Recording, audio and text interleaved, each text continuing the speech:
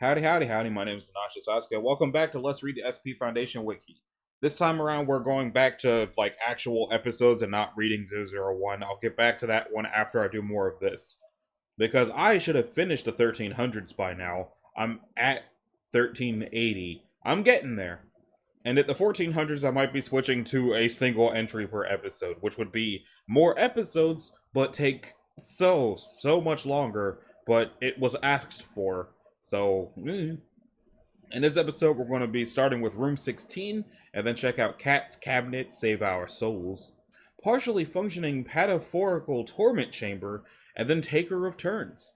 So, let's see what room 16 is. Better not be Keter. Okay, it's Euclid, which implies it moves. The building containing 1380A has been closed to the public and is to be guarded, covertly, by a minimal security detachment, Delta 1380, to prevent break-ins and discovery of A.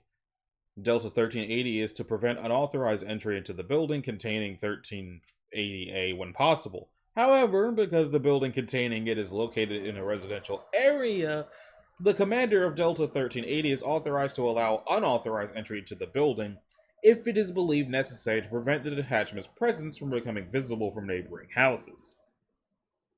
All unauthorized individuals are to be incapacitated and administered amnestic treatments. Break-in attempts have become more frequent in recent years due to urban legends surrounding the building. Area 216 has been constructed around the location of B under the guise of an archaeological exploration site. No unauthorized personnel to be permitted within Area 16 under any circumstances. You mean 216? Because... okay. Members of Delta 1380 are permitted to explore B when it exists at A. Research into 1380's transistory phenomena is to continue. However, under no circumstances is C to be operated by any personnel above disposable dudes, and remote methods of operating C are preferred due to the attrition rate 100% of personnel operating C. Okie dokie. SCP-1380 is a phenomenon centered around the former multi-purpose science lab at Dresden Elementary School in Dresden, Tennessee. A is the space within Dresden Elementary that formerly contained the science lab, labeled on diagrams as room number 16. B is a remote location on the peninsula of Baja California, centered at 25.2745 degrees north, 111.2037 degrees west. C is a plastic light switch installed on the wall of the former science lab of Dresden Elementary School. This switch was present within the lab and otherwise ordinary prior to the development of 1380's anomalous properties. Before I continue, I just want to say, if part of it is on the peninsula of Baja California, that implies it's related to the machine god, since that's why there's Baja California at all in the SCP lore. But that also would require this to be written by whoever wrote that, and I doubt it. So, when 1380C is set to on, the DES lab is located at A within Dresden Elementary School. The room can be entered via the door to room 16 and displays no particularly anomalous characteristics. All the windows display the expected view of the outside of the building, all plumbing and electrical connections remain functional, and the room can be explored without difficulty. During these periods, B appears to be a normal desert region and displays no anomalous properties. Desert?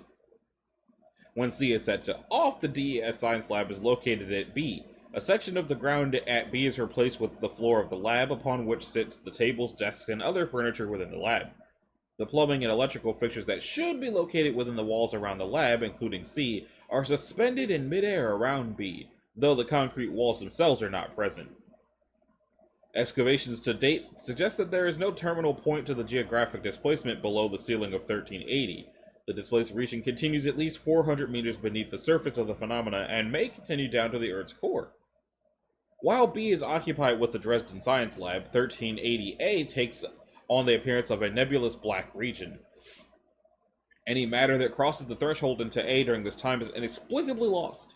The region neither emits nor reflects any light or energy at any measurable wavelength. Likewise, while inorganic materials present within the DES Science Lab are capable of surviving the transition from A to B without any noticeable damage, any organic matter within the space of the lab disappears when C is flipped.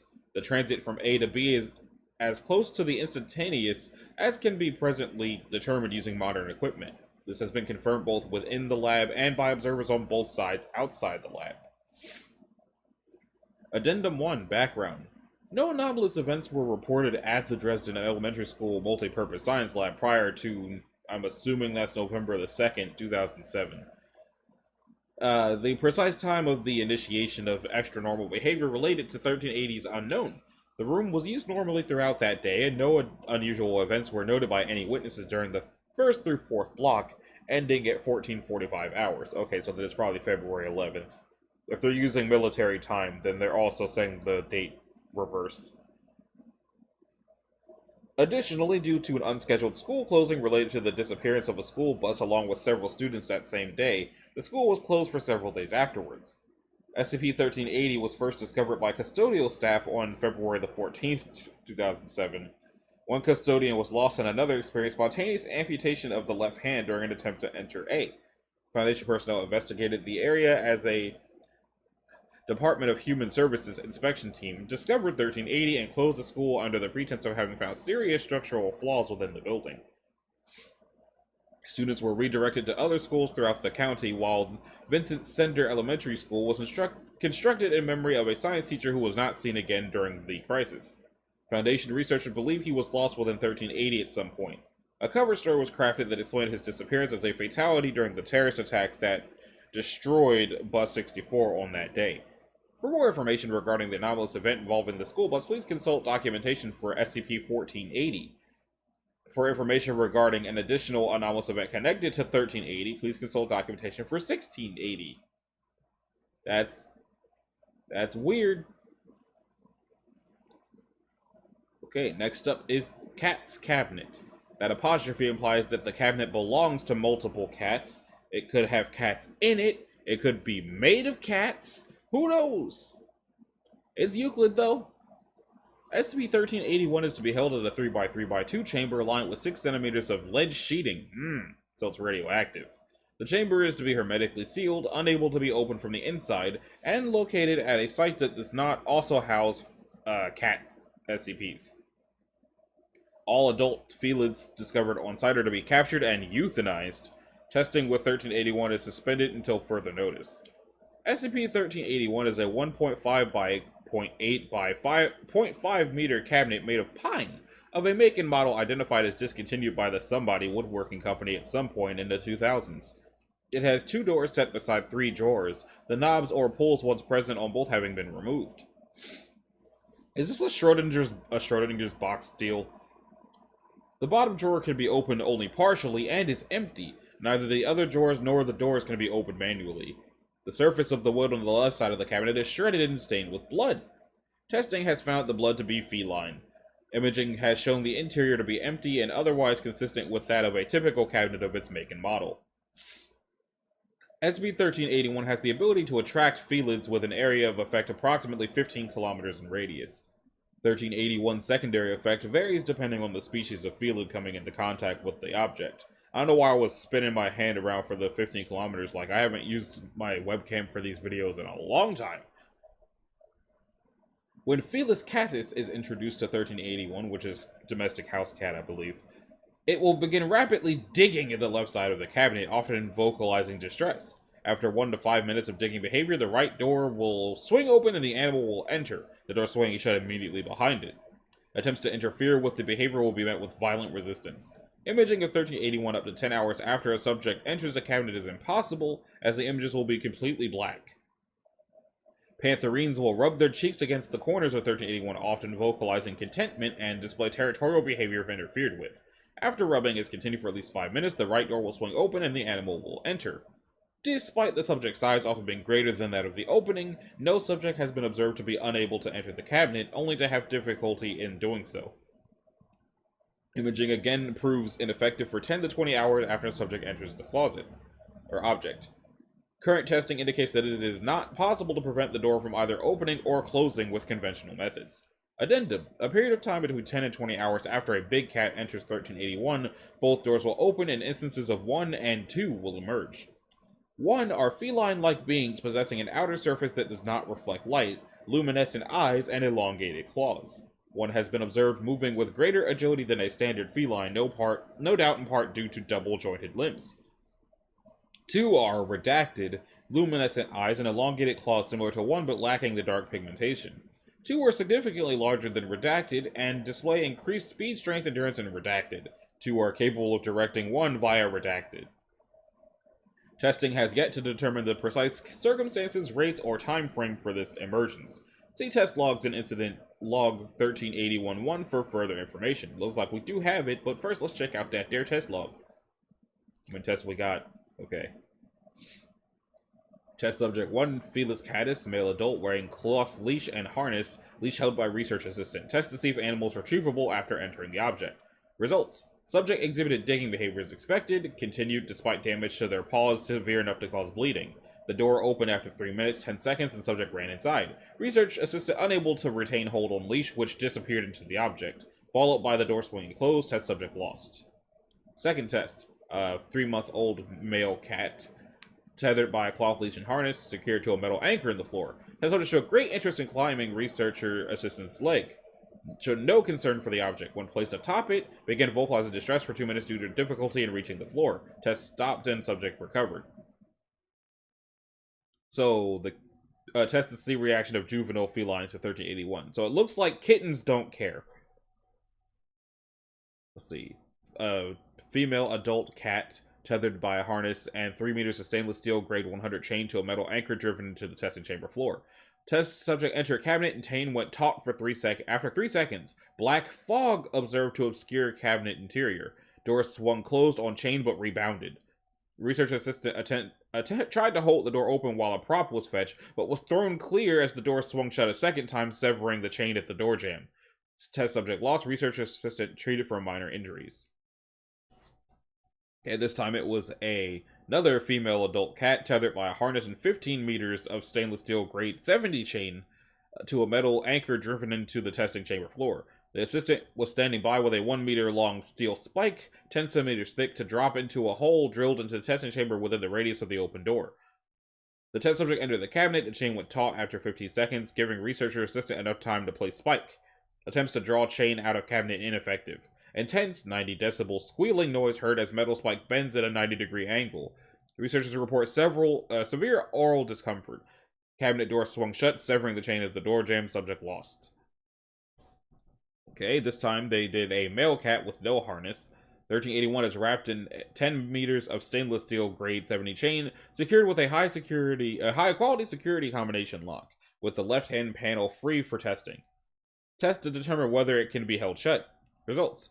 The cat did what was expected. 1381 began to shake 1.5 minutes later after digging behavior started. Shaking increased in violence, right door seen straining against chain. After 3 minutes 20 seconds, testing subject's paws began bleeding. After 3 minutes 45 seconds, test subject began to dig the chain securing the doors. Chain begins to bend. At 5-minute mark, chain breaks, releasing debris and injuring testing staff. Test subject unharmed and entered cabinet lost. Next test, 1 Panthera pardus, female adult. I'm assuming just panther. Female adult, testing to see reaction of larger felines to object. Began vigorously rubbing cheek against the left corner of the cabinet while grunting. Behavior continued for 5 minutes 40 seconds before the door opened and in they went. Next, they tried a male tiger. The subject is wider at the shoulders than the door opening. Results similar to test 7. Door opened after 8 minutes 30 seconds of cheek rubbing and pristine. Entry hampered by subject size. After repeated attempts by the subject to gain access to the inside of the object and damage to the testing floor, opening was seen to bend around the subject. Test subject lost. See incident log 1. Okay, let's hide that testing log and check out that incident log. Okay, so March the 10th at some point at 1 o'clock in the afternoon, site somewhere at 1:06 in the afternoon, report of knocking from inside the containment chamber by security guard AS. Security detail assembled to gain entry into the chamber. Upon opening of chamber door at 1:11, security was overwhelmed by emergence of 143 instances of one and 2 instances of 2 from the testing chamber, resulting in the death of all of them. The physical features of 2 are consistent with fur patterning of the test subjects 7 and 8, though 2 are approximately 1.5 times larger than the test subjects. At 1:13, containment breach alarm sounded. Security teams dispatched to contain threat. 2 appears to be leading 1 towards the entry of site blank, with the larger instance directing 1 in teams against security forces. Security footage shows standard issue bullets ineffective against 1, passing into but not out of the creatures. 2 seen using 1 as shields against incoming fire. At 1:20, attempt was made by 2 security team members at request of command to establish communication with 2. Communication established for 40 seconds before 1381 attacks, resulting in 2 casualties. At 1:22, standard flamethrowers are issued to defensive squads and prove ineffective in destroying 1. By 1:28, all instances of 1 and smaller instances of 2 are eradicated. Or they prove effective, not ineffective. Larger 2 breaches enter security and is neutralized by automatic turrets and security forces with flamethrowers. Breach incident resulted in a total of blank deaths and blank casualties. Security noted a mass of blank 100 felis catus gathered outside the site during the breach incident. Access granted. Okay, it was just... Okay, so that's that. Researchers note, we put 10 cats in and got over 100 back out. Either this thing multiplies them or it was saving them up until it got here. If the latter is the case, we must consider that containment risks another major breach event. Requesting upgrade to Euclid. Request granted, containment procedures updated. So, like, this is one of those things where I feel like what they should do with it, instead of just having it be in a hermetically sealed room that cannot be opened from the inside and can be opened on the outside and stay away from, like, cats, had they perhaps considered burying it in 6 feet of concrete? Like, it strained against the metal chain, but eventually broke the metal chain with help from the cat. But I feel like if you bury it in 6 to 10 feet of concrete on all sides, and then do the hermetically sealed chamber, that might work. But then they're not out here trying to make the things stop. They're just trying to understand them because they're stupid. Alright, save our souls. Should we save your souls? Do you even have any? Anyway, 1382 is also Euclid, and it is contained in off-site coordinates that are redacted at Lake Michigan. The SCP has sea stars to remain on permanent assignment 1 kilometer away from it, posing as Michigan Shipwreck Research Associates vessel SS Lobster Trap. Foundation operatives embedded in local Coast Guard services are to redirect air and sea traffic away from the containment site. Any civilian traffic that approaches 1382 is to be detained, interrogated, and administered Class B amnestics pending results of said interrogation. Alright, so what is it? SCP-1382-1 is a red sea mark water buoy identical to models produced by somebody. Registration matches existing model produced in 19-something. But no abnormal behavior was reported until July the 7th, 2012. Thank you for writing it out instead of just having 77. Although that would have been easy to keep track of. 1 has suffered structural damage indicative of a high-speed impact, likely from a light civilian motorcraft, but is otherwise functional and intact. The Foundation was alerted to 1382 after a pattern of recent missing persons reports led them to its coordinates. In dark weather, or night conditions, 1 flashes the International Morse Code Distress Signal SOS at 10-second intervals. 1 is anchored to 2, which is embedded on the seafloor at a depth of something meters. 2 is the remains of somebody's airline's Flight 441, a commercial passenger liner that vanished over Lake Michigan July 2nd in 1973. It has suffered extensive structural damage and degradation pertinent to an uncontrolled water landing and prolonged submersion. Contained within are 56 instances of 3 skeletal human remains that are believed to be the former passengers of 2. The remains of 3 reported missing persons attributed to 1, as well as disposable dude 49581, see incident C2, are also contained within 2. The whereabouts of 2 passengers and 2 crew members from Flight 441 are currently unknown. Maybe they fell out of the plane before it hit the water. When 1 becomes active, all instances of 3 animate, registering a temperature of 37 degrees Celsius, 98.6 on thermal imaging scanners. Early observations suggested that 3 was reliving the crash of Flight 441. The majority of 3 appear distressed and assuming crash positions in their seats. Continued observations has revealed a number of discrepancies, and it is the conclusion of Dr. Salvia that the passengers were distressed by events occurring parallel to the crash and not the crash itself. Subject 1 rises from the pilot seat and appears to be fending off an unknown attacker before slumping over to the control panel and ceasing to move. 9 drops to its knees and holds up its arms, in a posture suggesting supplication and or prayer. 12 attempts to push his right thumb into the left eye socket of 13, seated adjacent. 13 offers no resistance but appears to be screaming. 18 leans back over the back of a chair, grabs hold of, and attempts to consume the left hand of 19, managing to dislodge and swallow the distal and intermediate phalanges of the index and middle fingers. Finger bones can be seen inside 18's ribcage. 19 appears to be screaming while Subject 20, seated next to it, assaults 18 with its bare fists. Subjects 22, 23, and 24 are gesturing at the left side passenger windows, their motion suggesting something is on or near the wing of the plane. 44 and 45 overpower 46 and 47, both juveniles estimated to be 8 and 6 years of age respectively, and begin to consume them. 53, 54, and 55 were identified as blankety blank blank blank blank blank blank, reported missing during a 3-month period previous to the discovery of 1382. Each is in a state of decay applicable to their environment and length of time submerged. When animated, all 3 express confusion and distress at their surroundings and at the decayed condition of their own bodies. Subject 56 is the remains of a disposable dude absorbed into 2 during Incident C2. It is in a very early stage of decay. 56 expresses confusion and distress at its surroundings, as well as a greater self-awareness and none of the repeating actions demonstrated by other 3s. 56 has made several efforts to escape 2. So far, it has attempted to extricate itself through an open window, communicate with nearby 3s, and to run or swim to the emergency exits. Each attempt has proven unsuccessful in the time allotted. Requests to contact and or remove 56 are pending approval. After 13 seconds of activity, all instances of 3 turn to face 1. They remain in this position until 1 ceases its SOS, at which point they collapse and become inert. Okay, so 1. The following transcript details Dr. Salvia's attempts to establish communication with 1 using the Sea-Star's signal light at a distance of 800 meters. Begin log. Hello! SOS. Respond! There is an uncharacteristic 2-minute pause before 1 flashes a response. Help! Who are you? Mary SOS. 1 ceases activity at this point. Mary is believed to be Mary Blank, a passenger aboard flight 441. C2. Disposable dude chosen for his knowledge of boating and international Morse code. Dr. Salvia is aboard the Sea-Star. Disposable dude instructed to board a rubber dinghy and approach 1. Weather conditions nominal. Log begins at 22:17 hours when disposable dude was within 100 meters of 1. Hey Doc, can you read me? Loud and clear, D49A581. Report your status. I can see the boy, no people though. Are you sure there's someone out here? Proceed as directed. Fine, fine.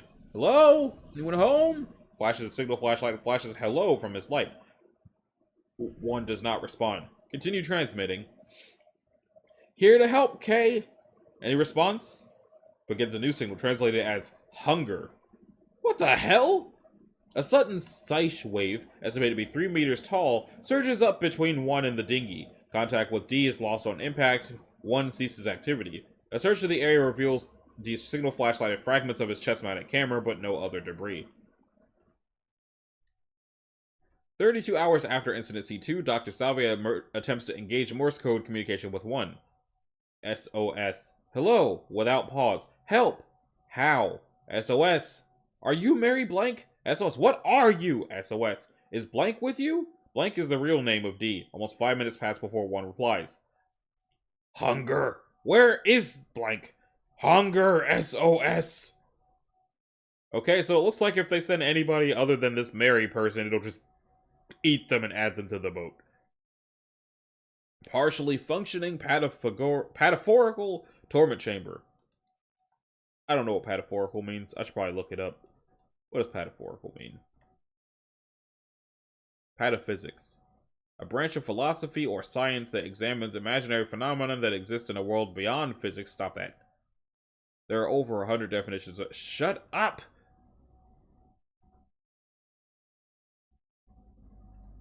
Okay. It's also Euclid! All Euclids today. Yeehaw! So watch 1384 beat, Keter. SCP-1383 is closed to customers and hotel staff. Keys to the room are stored at Research Facility 5. SCP-1383 affected Foundation personnel are to explain the nature and symptoms of their containment to all personnel of sufficient object clearance who interact with them, and are to avoid socializing with persons of insufficient object clearance. Counseling is available in the psychiatric wing of Research Facility 5, for any personnel who experienced distress as a result of being exposed to 1383 or affected persons. Following Incident 2/1977, GPS devices are to be worn by affected individuals at all times, and 2 personnel are to monitor this data. One which is informed of 1383's effect, who will record any changes in GPS data, and one who is not informed, who will record GPS data from memory. Any changes in data recorded by the latter group are to be reported to the head researcher to prevent additional containment breaches of 1383 entities. Okay. SCP-1383 is room number 14 at a Motel 6 located in Gilroy, California. Living humans and other sapient beings, see addendum, which enter the hotel room are physically and mentally unchanged, but become subjected to an effect which causes anyone who thinks about an affected person to believe that the person is still physically inside 1383. See Post-Recovery Interview 3. 1383 affected humans are able to move freely and can keep track of their own locations as normal. One exception was recovered in Experiment 7. A test subject whose vision and sense of location were disabled as a part of experimentation placed himself within the anomaly. Feelings of dissociation are often reported following contamination with the effect, although no physiological effects have been diagnosed. Those coming into frequent contact with 1383 affected persons complain of a distressing sense of cognitive dissonance. In Experiment 19, a disposable dude was instructed to enter and describe its contents. He provided an accurate inventory of the room and confirmed that he was its only occupant. After 24 hours, he was asked to write down a list of everything in the room to the best of his memory. The list he completed, not provided here, included the main furniture and other features of 1381, a green-hued sphere of rock floating near the ceiling fan, and several hundred people. He was unable to describe the behavior of these inhabitants, referring to them as just in there. 1383 was discovered during the Foundation investigation of a local news story describing an employee blunder, which resulted in a room being simultaneously booked to over 700 customers. The Foundation is currently in the process of using the room's guest records to locate and handle civilians believed to be contaminated. During initial containment, a security agent discovered a wrinkled and folded sheet of light brown paper in a bedside drawer. This sheet is covered on both sides in 6-point typewritten script which describes a process intended to assemble an idea trap using a room or other enclosure and a hypothetical component, listing as an example the theorized planetary body Themis. The ritual directions are written in an informal second-person style, apparently by someone in a state of severe mental distress. Handwritten marginal notes describe an intent to undermine or destroy blank priests, which were residing in the motel during initial containment, were evacuated immediately by containment personnel under false pretense.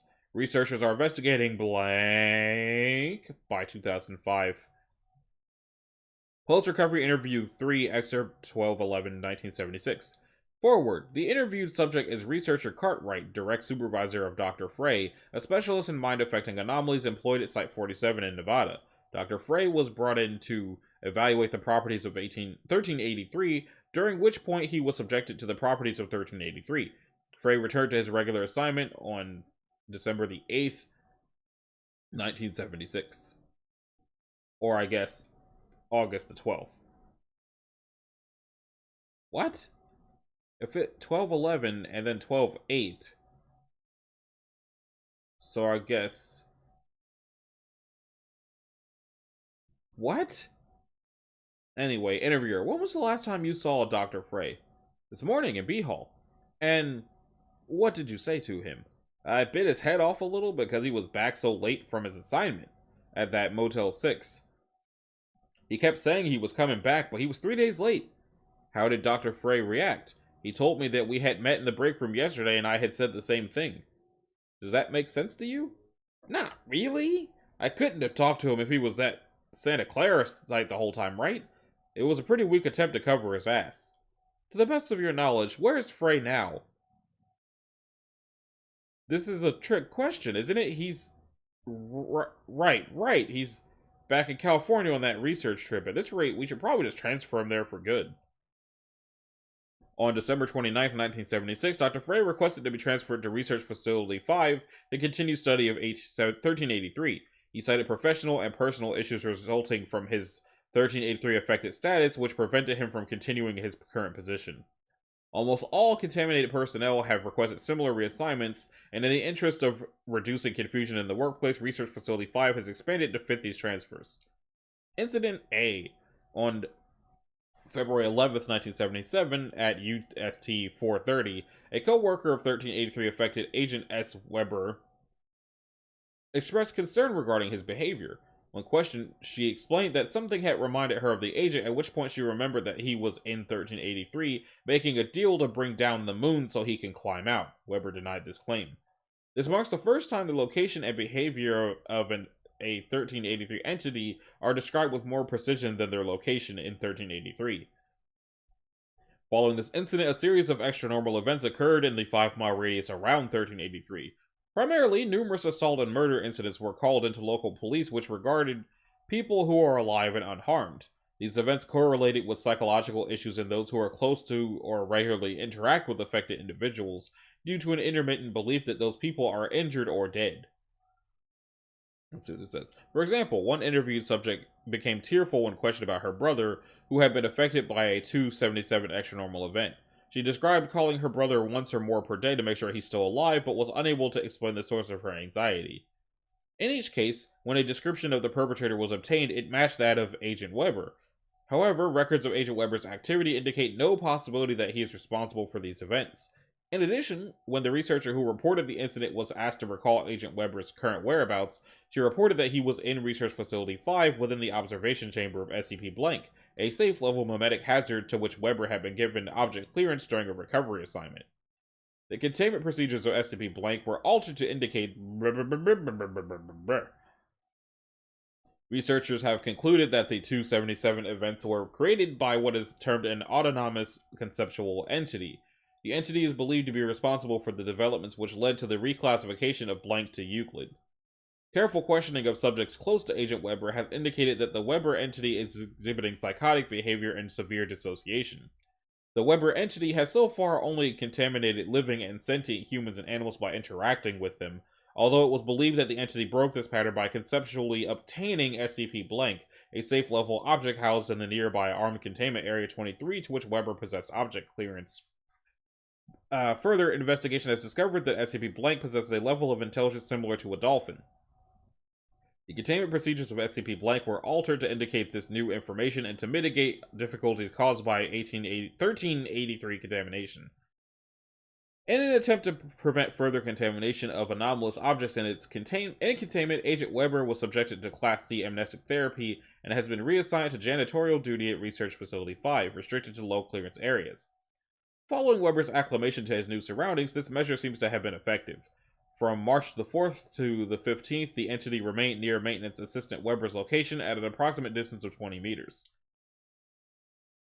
Although this effectively completely alleviated the side effects of exposure to 1383, Weber reported no decrease in feelings of alienation and anxiety related to contamination.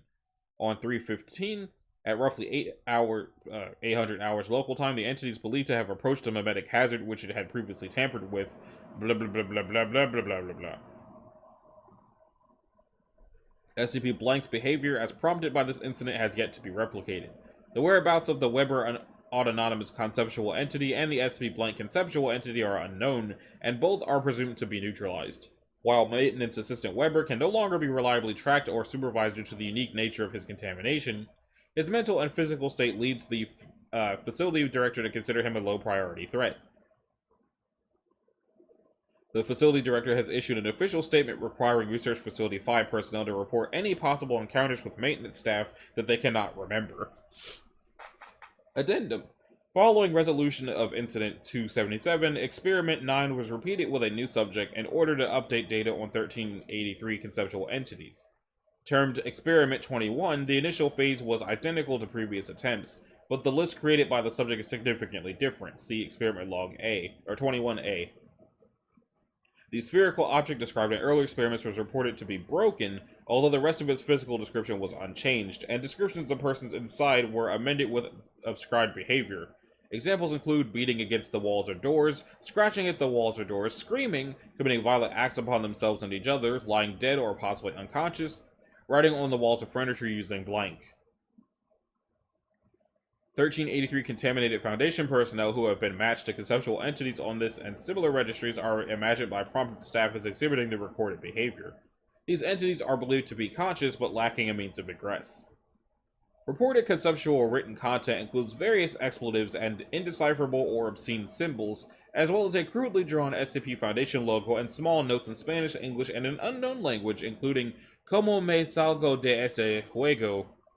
How do I get out of this game? And "Call CC designate blah blah blah," which leads to the Wanderer's Library, and the entire footnote is redacted. As of November 1981, 2 additional anonymous conceptual entities have been recorded within 1383. One is identified by test subjects as the U.S. Labor Party, a political group which the public believes to have disbanded in October of 1979. The second is the only instance which has been described by test subjects as located outside of the room, an entity which research subject 33 described as an ecru man watching from the window. No window is present in the layout of 1383. Okay, so whoever wrote this particular SCP article and decided to redact this much stuff, this is just lazy and your article is terrible. Because you redacted in weird places, redacting what the SCP was made it make no sense. This article is complete nonsense, and I don't know why they let this fly. So, whoever wrote this article, if they ever let you write any other article since, they should stop letting you do that. Let's see, last edit, page revision 19, last edited October 21st, 2022 at 4:47. So yeah, if it was the person who wrote the article that did this, stop it. If it was the person who's editing the article who did this, stop it. This is not a good article. This does not make it more mysterious. This does not make it more interesting. This makes it complete nonsense that's not written well and is not interesting. Don't do this. Anyway, that just leaves 1384, which is Taker of Turns. And it's Euclid 2! Hey! It's like I hit a Yahtzee or something. So, special containment procedures. The original entrance to the tunnel containing 1384 is sealed with concrete to prevent civilian access. A new shaft has been dug under the pretense of a public works project.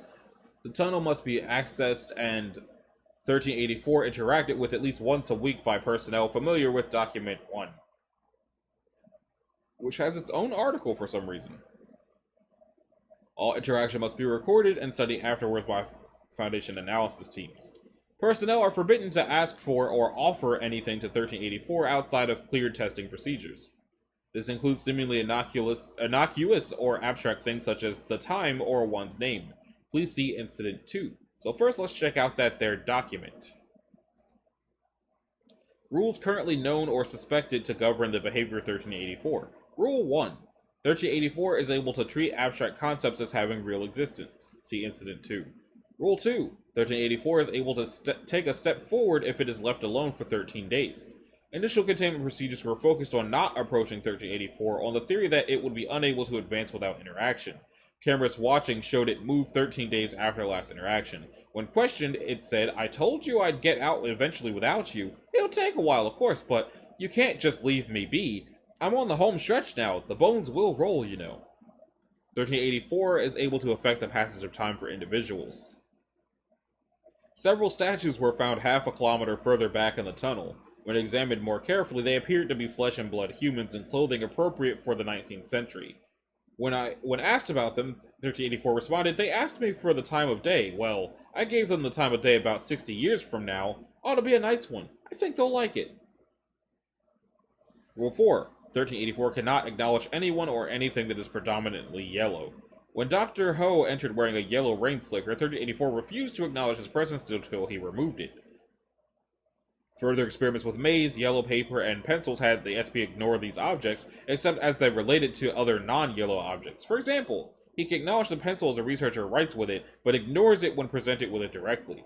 When asked why, it responded as follows. "Well, it's a crosswise, you see, which means it's not at all friendly, not to me anyway. I suppose My buddy's got no problems there, but we can't help where we sit, right? Researchers painted the floor ahead of 1384 yellow. However, the paint vanished the next time it made a move. 1384 is able to take a step forward if certain people cross its shadow while walking in a clockwise direction. Dr. Ho was performing a careful inspection of 1384's form when he walked around it. 1384 stepped forward into a black square. It did not step forward when he crossed in the other direction, but when he moved clockwise again, it stepped forward into a blue square.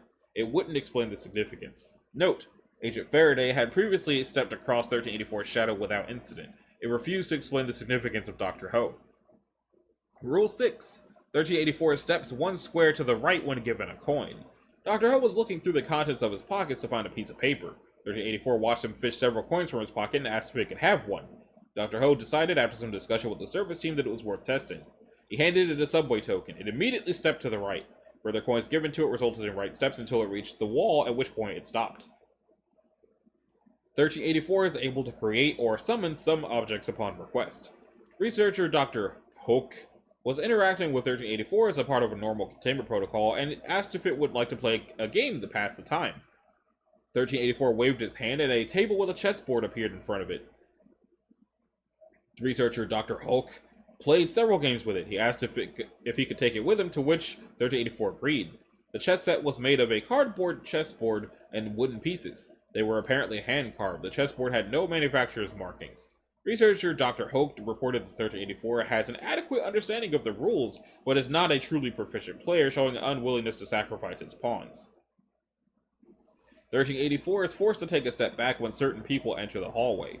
When Agent Lochner reported to duty, 1384 stepped back from his previous position back onto a black square. However, when she tried to re-enter, 1384 said, "Already used your turn, love." Agent Lochner was able to enter 2 more times over the next 2 days, each time driving 1384 back. However, it ceased working shortly after. Further attempts had no effect on 1384. 1384 is unable to step into a yellow square. Researcher Horg inadvertently stepped clockwise across 1384's shadow.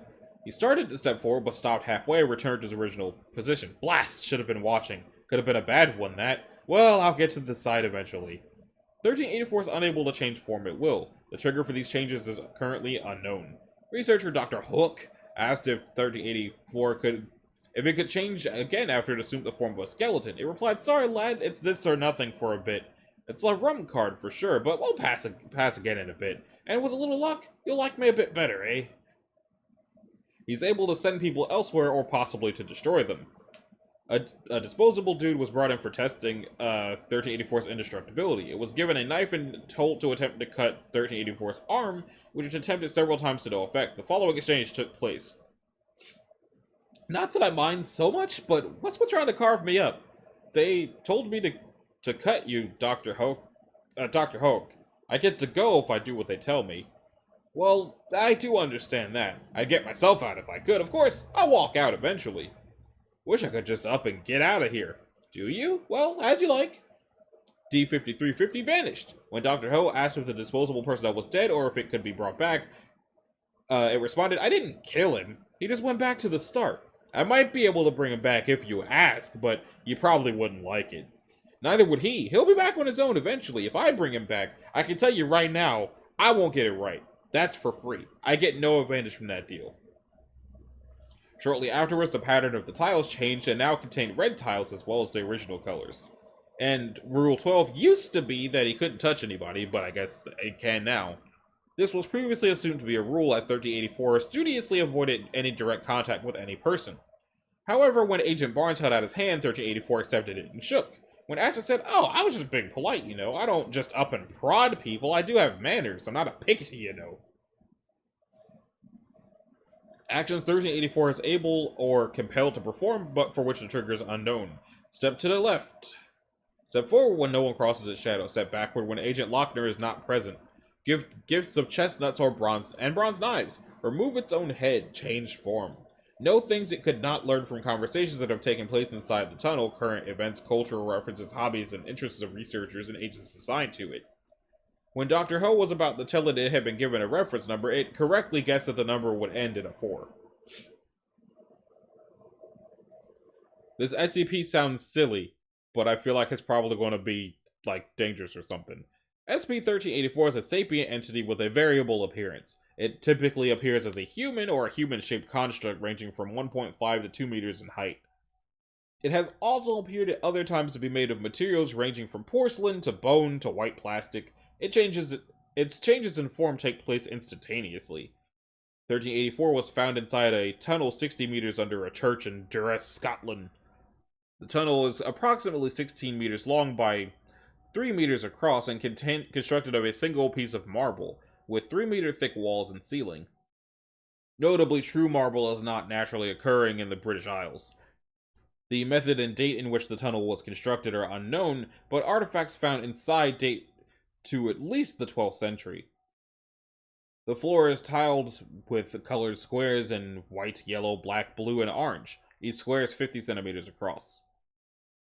Artifacts in the cave included carved stones, chalk, weapons, a chessboard, and numerous chess pieces, checker pieces, and carved wooden soldiers. As of March the 14th, 2011, SCP-1384 is 1.2 kilometers from the entrance of the tunnel on an orange square. It is unable to move from this square unless certain circumstances are met. I already saw the document. It is able to alter reality, though apparently only in response to certain stimuli. It claims to be under certain rules that govern its abilities and behavior, but refuses to divulge those rules. It is otherwise cooperative and genial, though it seems to prefer some people to others. For reasons unknown, it prefers researchers to agents. All attempts to force 1384 to move from the square it occupies or to injure it have had no effect. The squares can be damaged, but return to an undamaged condition as soon as 1384 moves to a new square. Its ultimate goal is to reach the entrance of the hallway and leave. It is aware that the Foundation seeks to contain it, and is therefore unwilling to tell the researchers the rules it operates under. 1384 was discovered after the death of Father Somebody, Vicar of Durrës. His successor discovered a shaft leading to the entrance of the tunnel containing 1384. He contacted his superiors in the church, who ultimately contacted the Foundation through the Fisher Protocols. Incident 2. Dr. Hook had the following exchange with 1384. "What's your name?" "Ah, well, there's a trouble there. You couldn't say it. Couldn't even really hear it, not to have it spoken rightly. Say, can you give me your name?" "Certainly, Dr. Hook." "Ah, and thanks for that." Shortly after this exchange, everyone who entered the hallway became aware that the entity was named Dr. Hook. The original researcher was no longer able to respond to that name, and people who knew him were temporarily unable to think of him by that name. The entity expressed a degree of regret, but would not relinquish the name, citing its rules. Several days later, the situation was resolved by the simple expedient of Dr. Ho saying to the researcher, "I name you Dr. Hook." The effect on Dr. Hook was no longer evident, though the entity is still known by that name by those who enter the hallway. Interview Log 1. "What are you?" "Ah, I couldn't tell you that, Jimmy. I don't think, on the other hand, it'd tell you too much, but it'd be bet more than you know. The less you know, the better my position." "Why is it better?" "You're like the old man. I can see it right off. Want to keep me in this old hallway just as he did. Didn't he do better than his predecessors? No, I gave him too much of a hit. Look where it got me. I'm actually 2 steps behind where he found me. Not a gambit I'd let you try." "Why don't you just walk out?" "Well, that's the rules, you know. If I could just walk out, I'd have done it a year and an age ago. But without rules, well, where would we be? Wouldn't know where any of us were, not really. It doesn't seem fair if we don't know the rules. Not my fault either. Look, I have to scrape up every advantage I can." "Who trapped you here?" "It was my own side, actually. Got me out of a tighter spot than this, if you can credit it. Sometimes you have to play the sacrifice, you know." "Why are you telling me this?" "You're just a pawn, really, and I'm the big softy at heart. Besides, while I'll get out eventually if you lot leave, I'm willing to bet you won't be as clever as the old man. You can try to keep me here, but I think you'll get me out even sooner. Call it our little game." I like this one. I like this dude. He's obviously a fae, but I like that one. Taker of turns. He's just straight up a fae. I'm surprised none of them even seem to really consider it. Like, y'all have already got God hanging out. You really didn't think you would also find fae folk? But that's going to do it for this episode. In the next one, we're going to be checking out the Mistake Ring, Sentient Ice Cream Van, Giant Seagull Airlines, One Size Fits All Subarus, and a Saint. We're coming in hot towards finally finishing the 1300s. I wonder if the 1400s will kick off as hard as the thousands did. I doubt it. They're probably saving the next really, really weird one for 2000. Anyway, if you like this, a like and a subscribe will be groovy. If you didn't, you don't need to do either one of those things. If you want to click the bell, you can do that as well so that you're notified of future uploads. And I will see y'all in the next one. Later.